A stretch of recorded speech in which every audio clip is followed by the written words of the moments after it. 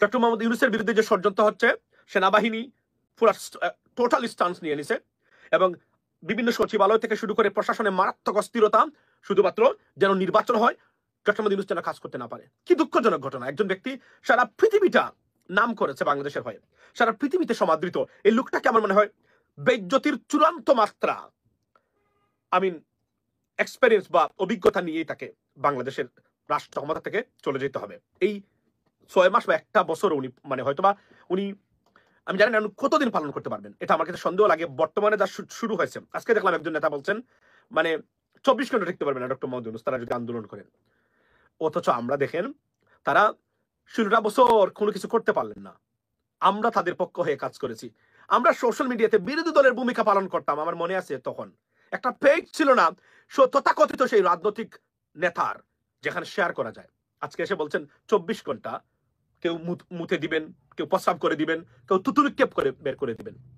আজকে আপনাদের তাকাব্বরি এবং ক্ষমতা আমরা দেখি, খুব দুঃখ লাগে। আপনারা উড়িয়ে দিবেন, খেয়ে ফেলবেন, ছিঁড়ে ফেলবেন, সবাই বলেন আপনারা। দুঃখজনক। আমি মনে করি কিছু নেতার কারণে বিএনপি চরমভাবে নিগৃহীত হচ্ছে, আপনার ধিক্কৃত হচ্ছে। সোশ্যাল মিডিয়াতে শুরু করে প্রত্যেকটা জায়গাতে এটা বন্ধ হওয়া দরকার। খুবই দুর্ভাগ্যজনক। জাতীয়তাবাদের গণতন্ত্রের পুনঃপ্রবর্তক একটা রাজনৈতিক দলের অনেক নেতা যে বক্তব্য দেন, আমরা সেগুলো পছন্দ করতেছি না, এবং হয়তো আরো হার্ড লাইন বা কঠোর লাইনে গিয়ে কথা বলতে হবে ইন দ্য ফিউচার। অনেকে এখন মনে করেছেন যে নিয়ে নিচ্ছেন যে রাজনৈতিক দল। আজকে আমরা তো আগে কিছু চাই নাই, আমরা চেয়েছিলাম একটা সংস্কার। কারণ আপনারা 53 বছরে যা কিছু করতে পারেন নাই বাংলাদেশের মানুষের জন্য, আমরা চেয়েছিলাম বাংলাদেশের মানুষ যেন ভোটাধিকার প্রয়োগ করতে পারে, আইনি শাসন প্রতিষ্ঠা হয়, বিচার বিভাগের স্বাধীনতা। আমরা চেয়েছিলাম নির্বাচন কমিশন যেন এমন একটা নির্বাচন কমিশন হয়, যে নির্বাচন কমিশন কোন অবস্থাতে যেন প্রভাবিত না হয়ে এক্সিকিউটিভ ব্রাঞ্চের মাধ্যমে যেন ভালো মানুষ রাজনীতিতে উঠতে পারে। আমি আপনাদেরকে একটা উদাহরণ দিই। আমি তো এই কথাগুলো আসলে আপনারা অন্য কোথাও পাবেন না। আপনারা জানেন কিনা, আমাদের নতুন নিউ ইয়র্ক সিটির মেয়র নির্বাচনে একজন মানুষ আফ্রিকার, বলে গেলাম তার জন্মস্থান, সেই দেশে জন্মগ্রহণ করে বর্তমানে নিউ ইয়র্কের মেয়র হয়ে যাওয়ার মতো পরিস্থিতি সৃষ্টি হয়েছে তার। অ্যান্ড্রু কুমোর মতো প্রভাবশালী ফর্মার ডেমোক্রেটস এবং নিউ ইয়র্কের মেয়র, গণতন্ত্র থাকলে কৃষকের সন্তান, একজন রেফিউজি ছিল তার পরিবার, কৃষকের সন্তান এমপি হতে পারে, মন্ত্রী হতে পারে, কিন্তু এটা তারা আটকিয়ে দিয়েছেন। তারা কখনোই চান না এমন কেউ সাধারণ পরিবার থেকে যোগ্যতা সম্পন্ন কেউ উঠে বাংলাদেশের এমপি হবে, মন্ত্রী হবে, দেশকে নেতৃত্ব দিবে। Not Eric Adams. Eric Adams, this guy is running mayor, so he's not going to compete because he's already accused of or charged for many crimes, although the charges were dropped by President Trump because of his intervention. So that's why he's not anymore. So this is very sad. যে আমাদের দেশের জন্য আপনি কল্পনা করেন, এই যে এখন শুরু হয়েছে নির্বাচনের তোড়জোড়, একজন যোগ্য ব্যক্তি আপনি দেখবেন আনলেস তাদের অনুকম্পা না হয় কেউ নমিনেশন পাবেন না। হাজার হাজার কোটি টাকার নমিনেশন বাণিজ্য হবে আগামীতে, হাজার হাজার কোটি টাকার। এই দেশের পরিবর্তন কি তাহলে কোনোদিনই হবে না? এই দেশ কি এই দুর্বৃত্তরা জিম্মি করে নিয়ে নেবে? এই দেশের কি কোনোভাবে এত মানুষের জীবন হানির পরেও কি এই দেশ আবার সেই দুর্বৃত্তদের দখলে চলে যাবে, আবার সেই ব্যর্থ করাপ্টেড পলিটিশিয়ানসের দখলে চলে যাবে? এটাই আমার দুঃখ, এবং ভারতীয় রয়ের এজেন্টদের আপনার দখলে চলে যাবে, এটা আমার খুবই দুঃখ লাগে। বিএনপির কাছ থেকে আমরা কখনোই এই ধরনের আশা করি নাই। বর্তমানে যা দেখতেছি রীতিমতো আওয়ামী লীগের রিপিটেশন চলছে, তারা carbon copy, counterfeit. Trust me, this is so sad. এবং আমরা একজন ব্যক্তি তত্ত্বাবধায়ক সরকার 2 বছরের জন্য আসে, একটা বছরের সময় দিতে রাজি হয় না কেউ, right? This is sad. I'm really very pissed off about it. এবং আমি জানি না আমার আগামী দিনের ভূমিকা বা কথাবার্তার ধরন কতটুকু শালীন থাকবে, কেননা 9টা মাস আমরা অপেক্ষা করতেছি। একটা শব্দ বলে সোশ্যাল মিডিয়াতে একদম তুলপাড় চলছে, বিভিন্ন সোশ্যাল মিডিয়া অ্যাক্টিভিস্টদের মাধ্যমে বিভিন্ন ধরনের নোংরা, আপনার ডার্টি, মিথ্যা, রীতিমতো ভূমিকম্প চলছে সোশ্যাল মিডিয়াতে। আমি বুঝছেন, কারণ যদিও এই সোশ্যাল মিডিয়া অ্যাক্টিভিস্টদের অনেক আজকের এই পরিণতির কারণ তাদের অতিরিক্ত বাড়াবাড়ি অনেককে কাজ করতে দেয় নাই, কাজ করার স্প্রিয়াটা তারা হারিয়ে ফেলছেন। তারা বিএনপির দিকে বা পার্টিকুলার রাজনৈতিক দলের দিকে তারা ঝুঁকছেন, অথচ বিএনপিতে যাওয়া অপরাধ নয়। এই মুহূর্তে তারা সার্ভ করার কথা নিরপেক্ষভাবে বাংলাদেশের, বাট সেটা তারা পাচ্ছেন না, বিকজ তাদের অতিরিক্ত বাড়াবাড়ি মিথ্যা তথ্যের দিয়ে তাদের চরিত্র, তাদের পরিবারের চরিত্র, তাদের বউয়ের চরিত্র, তাদের মেয়েদের চরিত্র হানি করার কারণে এরা আমাদের জন্য বিশাল বড় একটা লাইবিলিটিস তৈরি করেছেন, হয়ে গেছেন অলরেডি তারা। যদি তারা মনে করেন তারা অনেকেই বিপ্লবী, তাদের সারা বাংলাদেশ টিকবে না, কিন্তু তারা যথেষ্ট ড্যামেজ করে ফেলছেন আমাদের বাংলাদেশের এবং বাংলাদেশের মানে অস্তিত্বের জন্য। আজকে আপনি দেখেন এই যে প্রপার্টিগুলা, এরা আবার রাজনীতিতে আসতে চায়, এদের জন্য মানুষ মিছিল করে, এদের জন্য অপেক্ষা করে বসে আছে, এরা আবার ক্ষমতায় আসবে। কি দুর্ভাগ্য জাতির, চিন্তা করতে পারেন আপনি? এরা আবার ক্ষমতায় আসতে হবে, এদেরকে আনতে হবে। This is so sad. উত্তরণের পথ কি খুঁজে বের করতে হবে আমাদেরকে, খুব কঠিন ভাবে উত্তরণের পথ খুঁজে বের করতে হবে। আমি মনে করি, আমি যে বলি বাংলাদেশের মানুষের দুশ্মন not India, not poverty, but graceless, corrupted, dysfunctional, unqualified or disqualified politicians. এরাই আমাদের সবচেয়ে বড় শত্রু। দেশপ্রেমের চরম অভাব এই রাজনীতিবিদরা আমাদের সবচেয়ে বড় শত্রু। এদের বিরুদ্ধে আরো একটা যুদ্ধ করতে হবে, তার বিকল্প আছে বলে আমি মনে করি না। আমাদেরকে মাঠে নামতেই হবে, ঐক্যবদ্ধভাবে নামতে হবে, তার কোনো বিকল্প নেই। আমি মনে করি না পভার্টি যে রিসোর্স আছে, যদি আপনাদেরকে আমি একটা জিনিস বলতে চাই, সেটা হলো যদি ম্যানেজমেন্ট ঠিক থাকে এবং সৎ থাকে, তাহলে আপনি যে দেশকে পরিবর্তন করতে পারবেন, মানে কোনো কিছু না করেও। তার একটা উৎকৃষ্ট উদাহরণ হলো বাংলাদেশের অর্থনৈতিক ব্যবস্থার বর্তমানে যে শৃঙ্খলা। দেখেন, শুধুমাত্র তারা মানে লস ম্যানেজমেন্ট করেছে, তারা করে আজকে দেখেন reserve about to be $30 billion.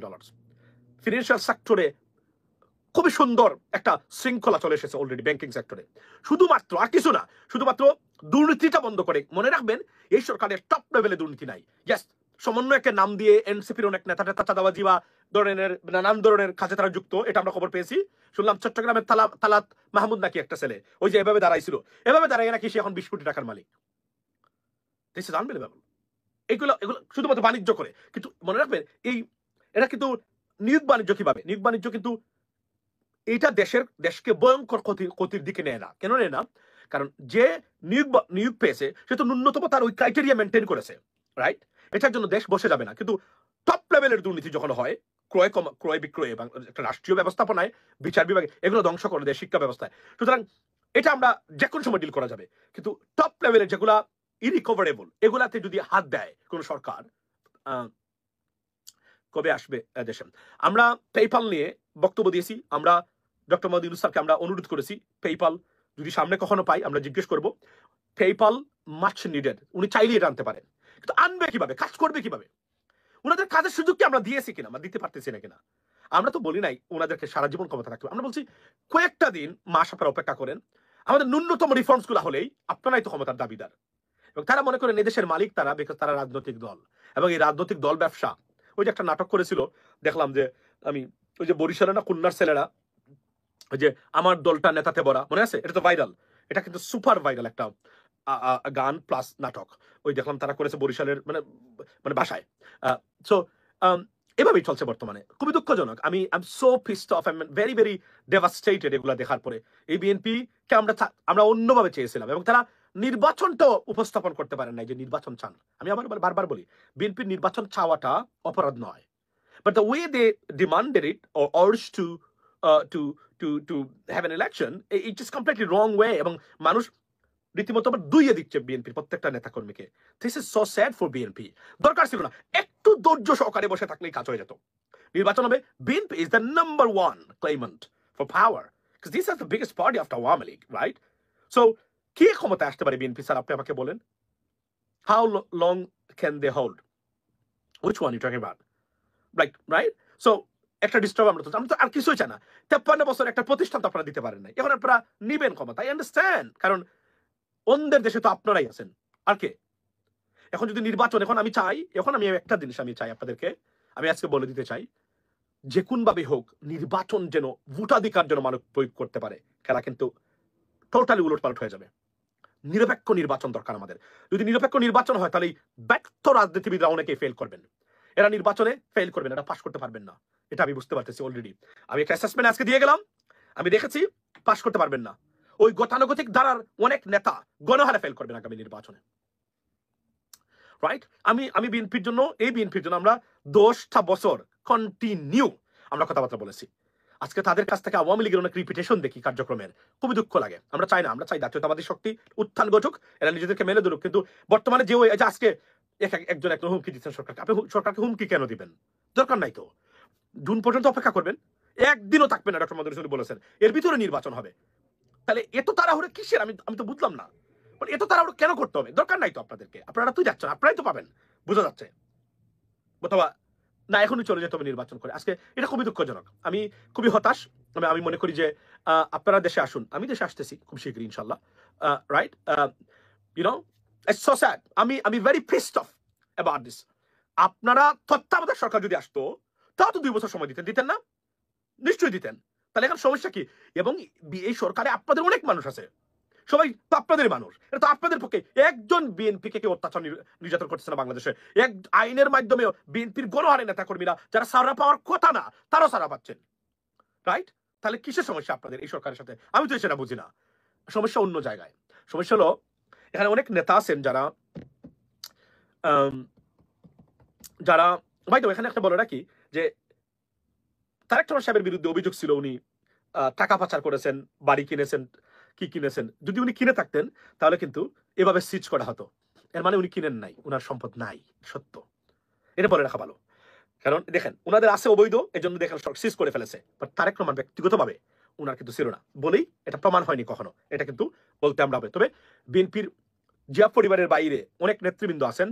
I am very pissed off. I am so disappointed about their activities, and we will definitely address it to the international community in coming months. I can tell you that. So, inshallah. By the way, let me go back to আমি একটাই জিনিস চাই। আমি BNP, I have no problem with BNP.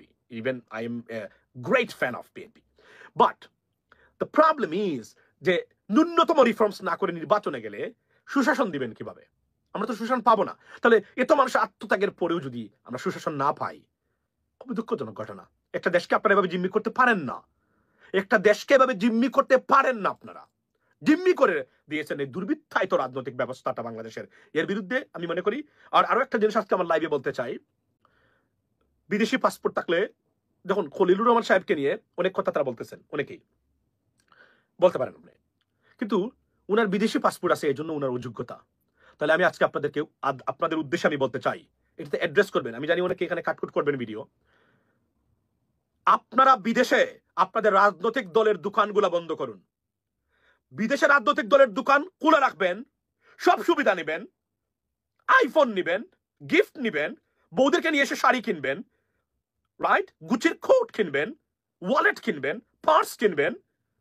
তাদের টাকায় গিয়ে ওই শাইনের মতো মানে আপনার সেলফি বাস নেতার, আপনার মানে শাইন বা সুমন, আমি একটা নাম বললাম, আমি কাউকে ইচ্ছা করে বলতেছি না, যে আপনার ওই ছবি তুলবে গিয়ে $200 200 ফান্ড দিবে, কারণ ছবি তুলেছে, সে মনে করে সে নেতা হয়ে গেছে, 5ম শ্রেণী পাস। সো তারপরে কি করবেন? আপনি মদ খাবেন তার টাকা দিয়ে, তার কষ্টের টাকা দিয়ে, আর বিদেশে গিয়ে বলবেন আপনার পাসপোর্ট আছে।